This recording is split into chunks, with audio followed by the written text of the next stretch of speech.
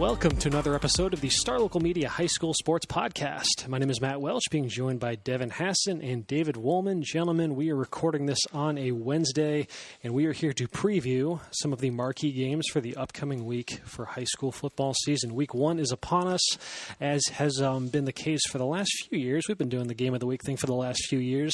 At the start of each week, we handpick 5 of the biggest games in our coverage area, put them on a poll on the website, starlocalmedia.com, for everybody to vote on. Big thanks to everybody who voted in this week's poll. 5 very, very worthy games. Ultimately, though, there wasn't a whole lot of suspense as to which one the readership deemed the game of the week. And for this one, we will go out to McKinney ISD Stadium for a 7 o'clock kickoff on Friday in the latest chapter of the rivalry between the McKinney Lions and the Plano Wildcats, your Week 1 game of the week. So, yes, let's chit-chat about Plano McKinney, and then later on in the podcast, we'll touch on some of the other marquee games that were up for consideration. I've been looking forward to this game for a hot minute. This was not a game that was on either team's schedule back after realignment. If you recall, Plano was supposed to play Burleson Centennial to start the season. A bit of an oddball selection now that I think about it, just because you would never think Plano and Burleson Centennial would ever line up on the football field together. And then McKinney was supposed to play, I believe, a school from Arkansas, Springdale Harbor, as part of the 2020 McKinney Classic. It was something that McKinney ISD had planned, where all 3 McKinney schools were playing out-of-state opponents. Boyd and North were supposed to play a pair of teams from Oklahoma.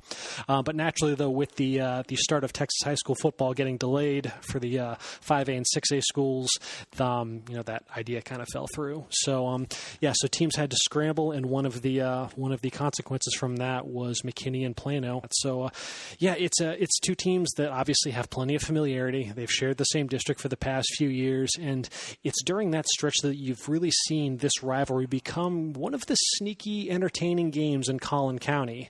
And it really kind of started to, kind of turn the page, I think, back to 2016, because you have to think back then, McKinney was making the move up to 6A.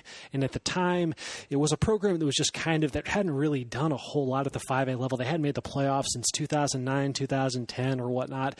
And they just really hadn't had much in the way of marquee wins over programs the caliber of Plano ISD. But you've seen really since 2016, 2017 in that range, McKinney's kind of turned a bit of a corner from a competitiveness standpoint. They've qualified for the playoffs the last 3 years, and you think back to one of the moments that really kind of set the wheels in motion for that, and it was that, I believe, 2016 when they beat Plano by 3 points. At the time, it felt like a pretty big upset. And then they did it the following year, also by 3 points. And then in 2018, they did it again, a third time, this time with Marcus Shavers as the head coach. It was his first year at the helm. McKinney was 0-5 at the time, heading into that game against Plano, and then they beat Plano 17-7. And so it's kind of been a thorn in the side for Plano for the last few years. The rivalry's taken a very sharp turn in favor of the Lions. And then you had that crazy game last season. I don't know if you guys recall the Plano-McKinney encounter from last year. It was the game that took 2 days to complete. Oh, that's right. Because of inclement weather. And it was it was one of the more entertaining games regardless of the weather circumstances. The final score was 56-49. Plano won the game, but just the nature of the game was insane. I mean, it was, as it sounds, it was an absolute shootout. Both teams combined for more than 1,000 yards of offense. You had 15 total touchdowns. Plano led that game 42-14 midway through the third quarter. And then McKinney just caught fire. 21 unanswered points, and just like that, it is 42-35. And then with 11 minutes left in the fourth quarter, the weather delay hits. And it really does kind of make for a fascinating hypothetical, like what happens if that delay never takes place. And that was going to be my question: was what was the score? What was the situation when it was? Because I've seen games that one team is rolling on a Friday night, and then they have to stop and restart on Saturday morning. And for whatever reason, the team that's up, I don't know if they get complacent. They just come out flat. And they just can't. And it's just like watching 2 different games. So it's curious to note that Plano was so far ahead, but McKinney had already started their comeback, and they were probably the team that was hacked off walking up the field. I'd imagine so. Going, we had this game. and we got to come back tomorrow and let them catch their wind. And wow, because you think like during the course of a basketball game, how sometimes teams will call timeouts just to try to subdue an opponent making a big run or whatnot. That timeout lasts for like 30 seconds or a minute. This lasted like 15 hours.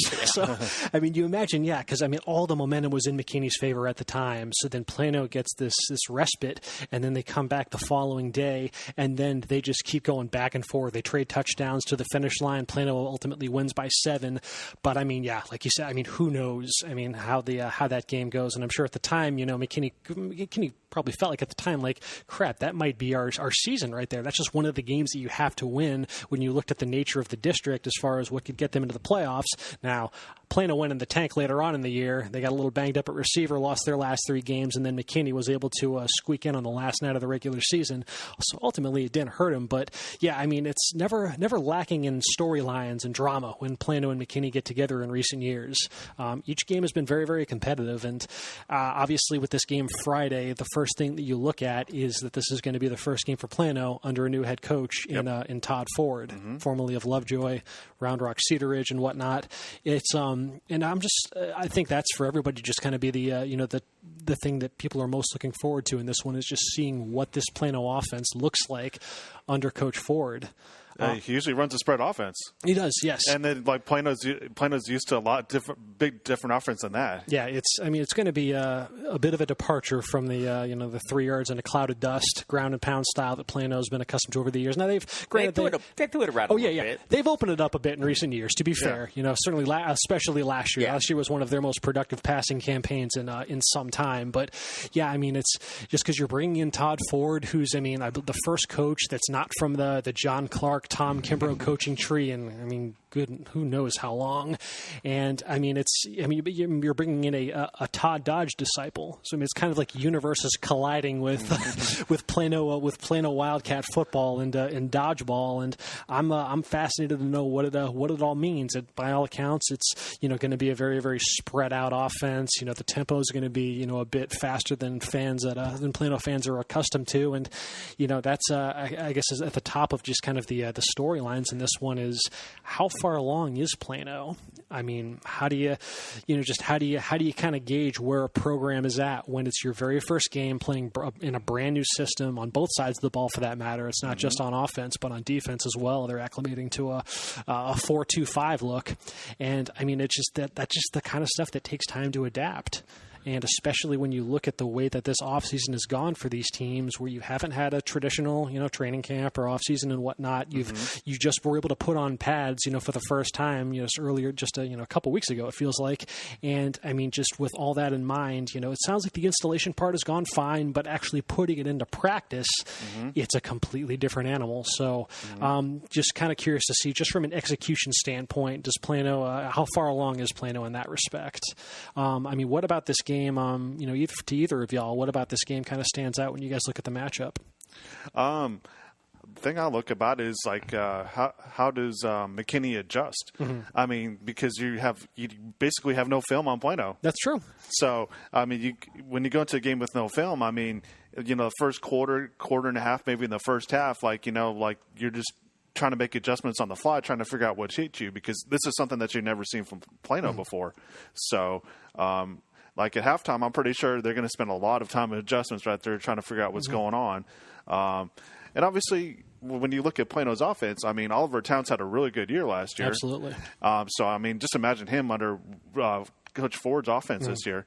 And not only Oliver Towns, but look at the running game that they're going to have because it's spread out this year. Look at the running lanes that Tylen Hines is going to have. So, I mean, he could have a big year for him. Go ahead. No, you go, Devin. No, I was just going to kind of back up what he was saying. I like Plano's skill position talent. I don't think it's going to be I don't think it's going to be as big of an adjustment having to deal with Plano because it's not like they're running some brand new system. This is a system that's probably the predominant offense out there in some variation. Therefore, so I think the scheme is not going to be what gives McKinney problems. I think it's just the personnel because they have some proven guys back there that they can move the ball and get points on the board. As far as that personnel, like you mentioned, David, with Oliver Towns, it's the first time that Plano's begun the season with the same starting quarterback as they had the year prior since like 2012 or something like that. It's Plano's always been they got a senior in there behind center, and Oliver Towns is one of the exceptions to that trend. He had a spectacular year last season. Looks to build off of that. He's got his top rushing option in the backfield with him, Tylen Hines, who averaged nearly 10 yards a carry last season, one of the most explosive rushers in the Metroplex. They are pretty young at receiver, though, and that's probably the unit that I've kind of got my eye on the most, just because, that was really kind of what you'd attribute to, just the strides that Plano's offense made last year was that component of having those deep play threats like Jaden Chambers and Nolan Williams, Christian Sabatini, guys that you could, stretch the field with. For the first time in quite some time, Plano had legitimate options to stretch the field, and all those guys are gone. And, you kind of saw, like last year, you think back to those last 3 games when injuries and ineligibility, kind of hampered Plano's receiving core, and all of a sudden, a lot of that punch was lost, and the offense just kind of fizzled out there down the stretch. And they're, like I said, they're really, really young at receiver, and so is McKinney for that matter. Both teams are actually kind of in a similar spot in that respect, personnel-wise, because McKinney has its starting quarterback returning as well, Samson Nazarko. He was just a sophomore last season, came along very, very nicely, and then they've got their top 3 running backs all back as well. And it's kind of just it's very much a committee approach, but all 3 of them are capable of going off, whether it's, Lamaria Ransom, R.J. Carver, O.J. Reed. O.J. Reed specifically had a monster game against Plano last season. But they've got 3 options back there that can really hurt you. But then out at receiver, they don't have a receiver on their roster that caught a varsity pass in a McKinney uniform. I want to clarify. They do have one receiver, a transfer from Mesquite Horn. You might recognize the name, Devin. Omari Walker. Mm-hmm. Okay, yeah, solid player. Yeah, he caught a few passes for the Jaguars last season. He's now at McKinney, but otherwise, again, it's a unit that's pretty bereft of of proven varsity experience. They've got some young guys that Coach Shavers is encouraged by and whatnot. But as far as, again, kind of like with this Plano scheme, putting it all into practice under the Friday night lights for the very first time, it's just who knows how far along that aspect of their offense is going to be. And with Plano, it's kind of the the same circumstance. They've as far as their returning receiving experience, Kamari Spivery, Demarion Lloyd, they played on varsity last season. They combined for 5 catches for 13 yards. So it's not but perhaps going through an off season, knowing that you're going to be called upon to kind of lead that unit now, perhaps maybe a different mentality leads to them kind of approaching their roles with a bit more of a confidence than last season, when they were just kind of thrust into we're pretty depleted, and it's the biggest these are the most important, highest leverage snaps of the season. Go play varsity. And yeah. So anxious to see kind of which young receiving core kind of steps up in this one. Defensively, McKinney's got a bit of an experience edge there. It's a veteran group led up front by Mizzou commit John Jones, not the MMA fighter John Jones, the senior defensive lineman at McKinney High, John Jones, and then in the secondary with a Washington State commit, Adrian Shepard. And then you think back to the last season, that was really the side of the ball that kind of helped McKinney turn the corner as far as making that push towards the playoffs. Over the last 6 games of the season, they were giving up only 18.8 points per game, and they went 2 rounds deep in the playoffs, and that includes a game where they gave Waco Midway one heck of a scare in the second round. It all shakes out to be I think a pretty fascinating contest. And the weird thing about this is, like, if you look over these last 4 years when this game got particularly interesting, I believe the picket line has been wrong every year on this game. I'm sure I am.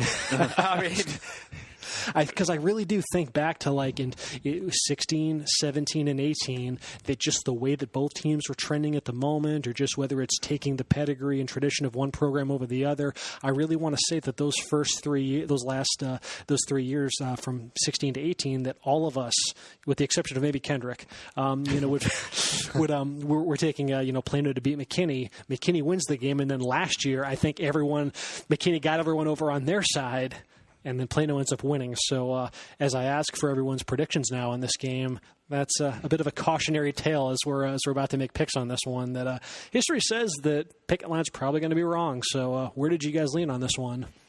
Well, I picked heads, so I picked McKinney. I mean, literally. No, I do like early on, I mean, I know Plano has some proven parts on offense, particularly quarterback, and that's why I was kind of leaning toward them early on. But I think early on, especially just given the fact of the crazy nature and the lack of workouts, I tend to lean toward the team, the team that has a little more defense and a little more proven defense. So now it'll go out and be 56-49. But no, if I had to put a score on it, I think it's going to be one of those 24-21, 28-24 type games. Okay. I just think McKinney's got a little bit of an edge on defense, but they win a close game. How about you, David? Where'd you fall on this one? I'm kind of along the similar lines of Devin right there. It's, anytime you have a new coach and you've only had one scrimmage to work with and no spring practice, I mean, it's hard to kind of, get that game action, to try to develop the chemistry, especially in a spread offense, and when you're moving from a completely different offense.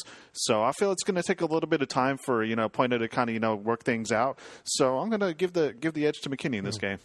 When I talked with Coach Ford over at Plano, just to get some thoughts on just where he was kind of at as far as, scouting McKinney, what stood out about McKinney, the first thing he described them as is basically the first word he mentioned was stability. And just how that program has been intact for so many years now, and just that's they've got the culture established. They know who they are, and it's basically been a program that's been in a steady ascent. Because you think back to that first year with Coach Shavers there, and it was kind of a similar circumstance, and they started the year 0-5. Now they got it together, later on in the year, but it meant working through some rough patches early on. And again, like you guys have mentioned, with the just what the pandemic has done to a typical off season, and how everyone's had to kind of think outside the box, and just how it's not a traditional offseason in the sense of getting everything installed, working in pads as long as you would normally be before the start of the season. And I just kind of got to go with, I think continuity matters a little bit more than usual this season. So in that respect, I too have to side with what's at least the more the more proven commodity right now, and that's McKinney. Congratulations, Plano. Yes. A rousing start to the Coach Ford era. Who knew that we had that kind of power? So yes, the picket line is unanimous though in picking the McKinney Lions to beat the Plano Wildcats. Is the fifth time a charm? Probably not. So yes, but that is nevertheless our game of the week. That's obviously what y'all voted on as the game of the week. There were 4 other games though that were up for consideration. So we can quick hit those. Just offer up some thoughts and some predictions on some of the other marquee games in our coverage area for the week. We can start for a game that kicks off Thursday night over in Frisco at Toyota Stadium for this is a nice little matchup to start the year in Frisco ISD football. You've got Frisco High squaring off against Independence. The Raccoons against the Knights. This is outside of Lone Star versus Independence. This is probably the best game you can make between two Frisco football programs right now, I think.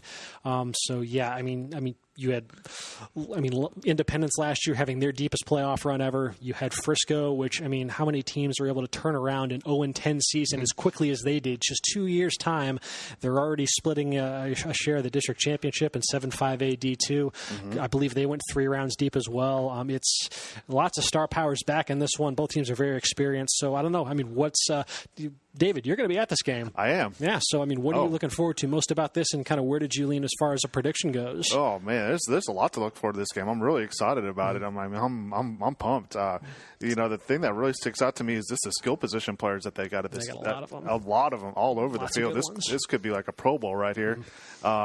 On Frisco's side, you got to look at it starts with Chase Lowry. This kid, you put him anywhere on the field, he makes plays. All three phases. Shut down cornerback. If you want to put him on special teams, and last year he played wide receiver as well too. Got district MVP. So he's. And I'm interested to see because they lost Bryson Clemens to graduation, who was like their huge rusher from last year. Absolutely. So I'm just trying to see if they're going to maybe incorporate him into the running game as well too. So I think that's like one of the storylines to look out for too. Obviously, Kari Green's coming back, quarterback as a senior. So it's going to see, how much he takes the next development in his progression as a quarterback. And they got him, and then obviously along the offensive line, you got some pretty good studs along there. Oh yeah, Frisco's never lacking in talent on the offensive line. Oh no, especially Cole Hudson Jr., big guy, over 300 pounds, and he's the number 38 offensive lineman in his class right there in the nation. So it starts with them, and, if with all the experience they got on the offensive line, they've got a chance to really control the clock in this game. So if they can just, move the chains and, own time of possession, they got a pretty good chance in this game. They may control the clock because Independence may only need 66 to score. That's right. That's what I'm saying. I mean, that's not a slide on Frisco. Yeah. That's just how good that Independence offense can be. Yeah. Absolutely. Oh, yeah.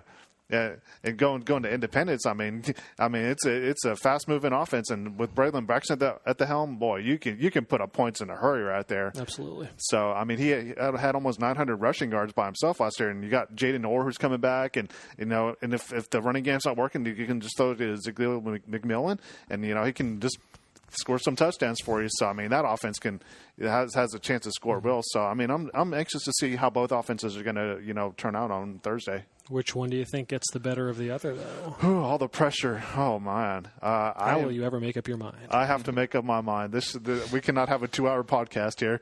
I am going to go with Frisco Independence. I'm going to say by at least 10 points. Okay. Is there any specific reason that leans you in that direction? I feel like the biggest difference is I feel like Independence's offense is going to be tough to keep up with. For sure.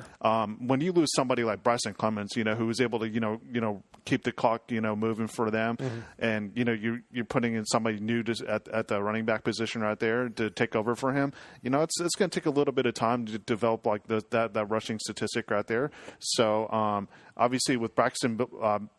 Braylon Braxton's legs right there, that's going to allow them to just keep moving the clock, keep putting points on the board. So I'm gonna take Independence in this game. Okay, we were all unanimous in this one. Yeah, Devin, you're going with Independence. Yeah, along the same lines. Yeah. I just think they have too much firepower. I mean, Braylon Braxton, you can do it so many different ways, but then it's almost an embarrassment of riches when you can. Oh, by the way, we also have a 1,000-yard rusher. In Gene Dore, we got two quality receivers. Elijah Arroyo, and McMillan. So, I think Frisco's going to score some points. Yeah. I can see it be one of those 45-35, and I may be lowballing it there. I mean, this game may be 50s, 40s type stuff. I just think right now at this point, as David mentioned, as Frisco kind of fine-tunes its ground game, I just think Independence has a little bit too much firepower for him. Talk about matchups that have shootout potential, and this next game certainly fits that description as well. This one is going to be out in Lewisville at Max Goldsmith Stadium, Friday, 7 o'clock. The Fighting Farmers of Lewisville welcome one of the potential breakout teams in the area this season, Rockwall Heath. This was you talk about just teams that have firepower on offense. I mean, these were two of the better offenses in the area last season, and a lot of them have a lot of those same guys back. So, are we going to expect maybe a 60 to 53 game? It's got the potential to be a pretty big one. So, we talked obviously on Monday about Lewisville's offense potentially being one of the better ones in our coverage area, just with all the experience they have coming back. Be it Taylor Green at quarterback, Damian Martinez running back, and then Armani Winfield, Isaiah Stevens at wide receiver. Just so much production and continuity from last season. And then, Heath is kind of in that same boat with quarterback Josh Hoover, who was statistically one of the best quarterbacks in the area last season. He is one of 17 returning starters, and for what this program did last season, and I believe this is the first year under a new head coach, right, Mike Spradlin. Yes.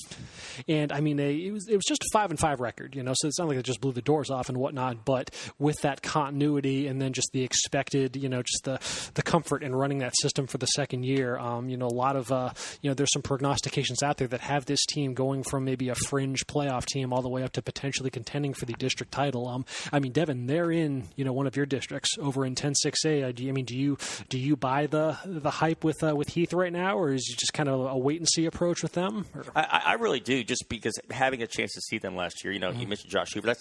His numbers rank up there with among the best. It's not video game like some quarterbacks put up, like Markowitz over in McKinney North. Yeah. But they're just kind of overlooked. I mean, part of that is because of the success that Rockwall's had of late. But here's Josh Hoover threw for nearly 3,000 yards last season in 10 games. So it's not like he had 15 games to put up near 5,000 yards like some of these cats have. Zach Evans was a really tough, good running back last season. As a sophomore, averaged nearly 6 yards per carry.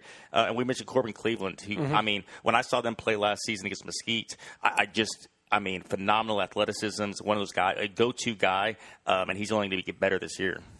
So where did you guys lean on this one? I took Rockwall Heath. Okay. But slightly. This game's going to come down to the wire right here. I think this, it's going to come down to one of those, like 1 or 2 plays in the fourth quarter. I mean, both of those teams, they're very evenly matched up, great quarterbacks, great skill sets. So, I mean, it's just going to take like 1 or 2 mistakes, and I feel like Rockwall Heath is going to come out just a little bit on top. Yeah, and I took Heath, and full disclosure, this is proximity bias. Yeah. It's simply because we'd have no body of work to base our stuff on right now. I've seen Heath play last year. I didn't see Lewisville play last year. I know what Rockwall. Sometimes that's all it takes. I know what Rockwall Heath has in terms of actually seeing it. I know what Lewisville has on paper, but I've never seen it. So I expect, like Dave said, I expect it to be a close game. Again, proximity bias. I picked Heath. I actually leaned Lewisville in this one, and I admittedly didn't see either team play last year. But nevertheless, as far as kind of the aspect of needing to see it, and I guess where I'm at, at that level with Heath is needing to see them do it against an upper echelon opponent, and that's where when you look at the record last year, 5-5, 4 of those 5 wins came against teams that ended up winning 4 games or less. So beating Lewisville would have been hands down like the signature victory, on their schedule last season. So it's not to say that they can't do it, because again, with that experience and then the promise that they showed down the stretch last season when they were able to beat Horn and North Mesquite, really close out the season with some momentum.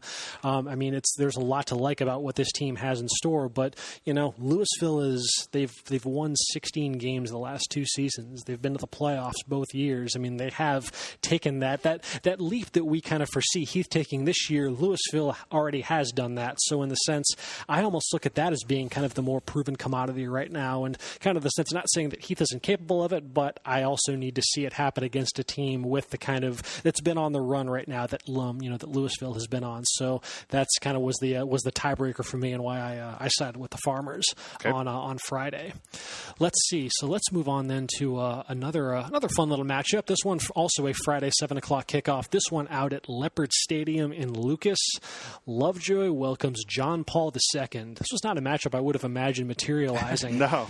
And whatnot. But this was actually the projected opener for both teams before pandemic hit and whatnot. So it's nice that they were able to keep that game intact. This is hands down the toughest non-district opponent that John Paul has ever played, and it is a very, very credentialed program in Lovejoy, always in the playoffs and whatnot. One of the better teams in that 7-5A Division II district this year.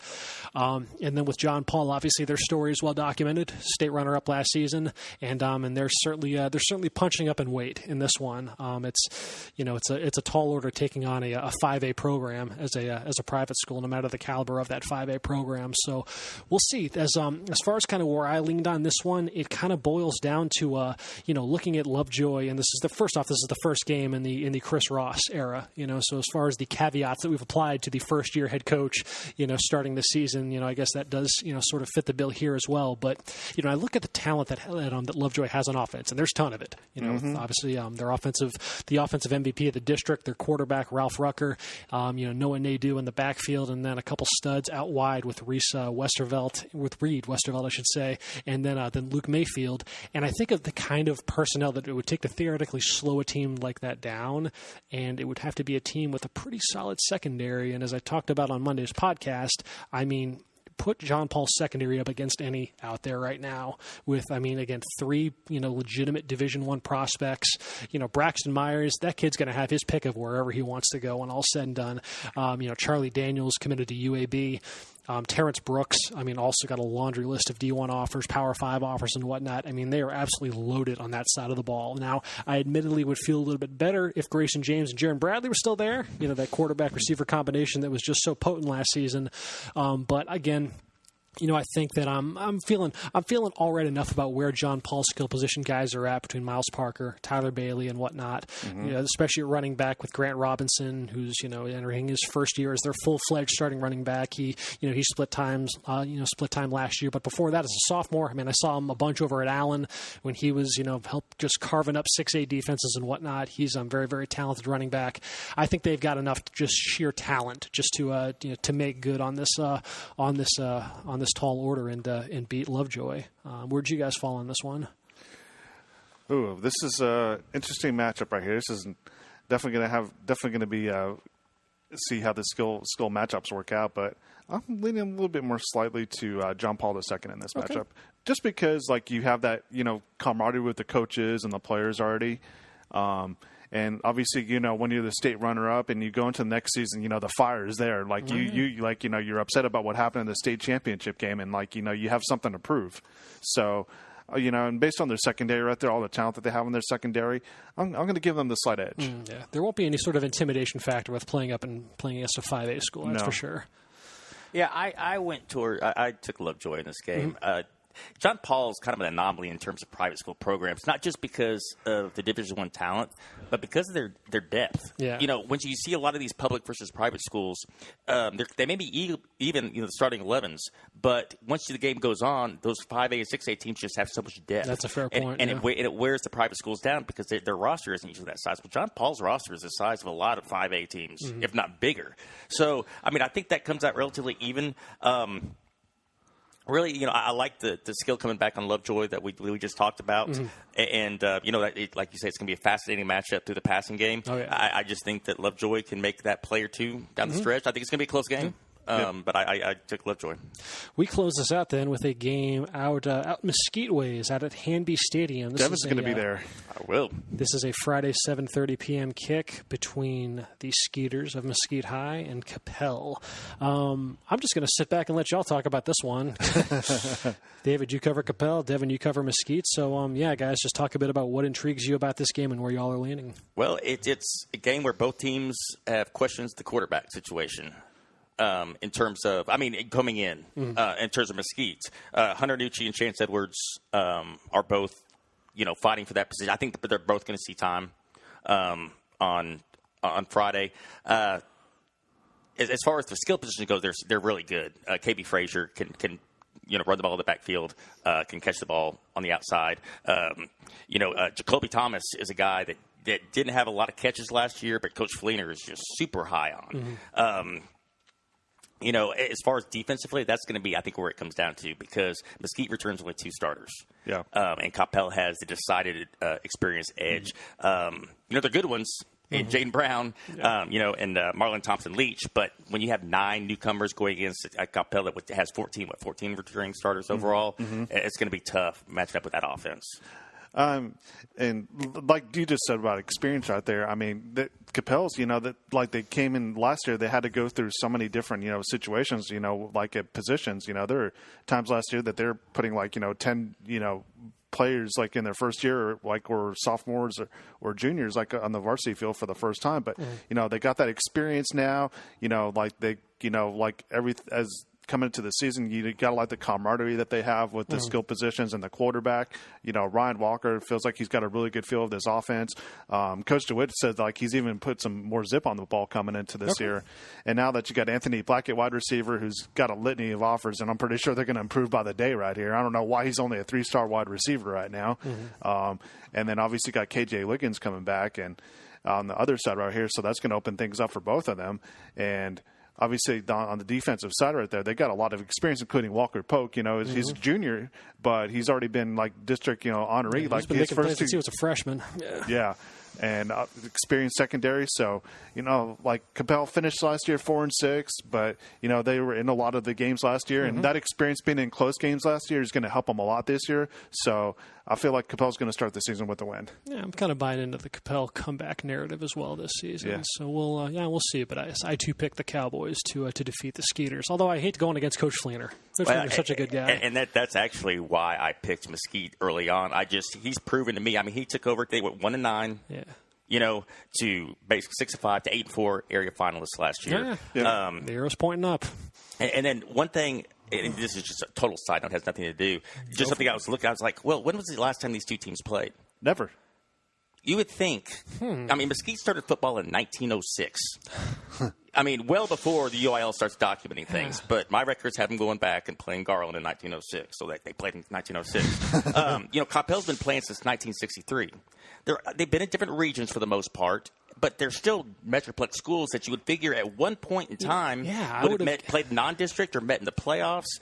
But for whatever reason, that just caught me as an intriguing side note, was these teams that have been around for as long as they have never played. So it feels like they're two teams that have also been on a pretty similar wavelength in terms of just year in, year out competitiveness. Yeah, I would have guessed that they would have played at some juncture too. That is kind of surprising. But yes, nevertheless, though, we are in unison, though, picking Coppell to beat Mesquite on Friday. And yes, that is a look at least some of the marquee games that are in our coverage area. As far as games that we specifically will be covering, David, what's your coverage slate looking like for Thursday and Friday? Well, as we previously mentioned, I'm going to be up in Frisco on Thursday to cover the Frisco Independence game at Toyota Stadium, 7 o'clock kickoff. And then Friday night, I'm going to be heading up towards Corinth to cover Lake Dallas and Denton, which was a very close game last year, 3 points. Oh, yeah. Lake Dallas was actually up in that game with less than 2 minutes left, but then they gave up a long touchdown pass and then a 2-point conversion, and then that Denton won in a field goal in overtime. So it's kind of a revenge game right here for Lake Dallas. So and also the storylines for Lake Dallas is that they obviously lose when you lose a talent like Kobe Minor. That's going to be huge with all the production that he had, and not only on offense but defense. Where he was a shutdown cornerback, but it seems like they're going to have more depth this year. They have 3 guys, competing for a starting quarterback job.